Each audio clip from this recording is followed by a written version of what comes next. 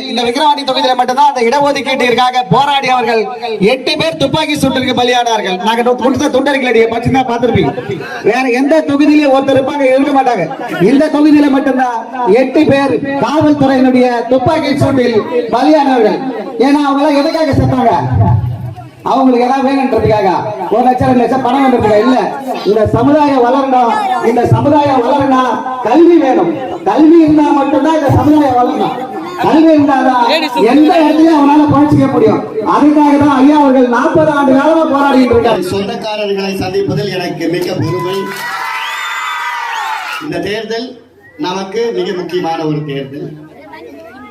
இந்த தேர்தலில் ஆளும் கட்சி திமுக பணத்தை மட்டும் எல்லாருமே தங்கம் தான். யூடியூப்ல எல்லாருமே ஒவ்வொரு ஆளுக்கும் ஒவ்வொரு திறமையிலும் இருக்கு. சின்ன சேனல் எதா இருந்தாலும் அது கொஞ்சம் ஆதரவு கொடுங்க. உங்க பொண்ணான கையை கொண்டு அந்த பெல்ல தட்டி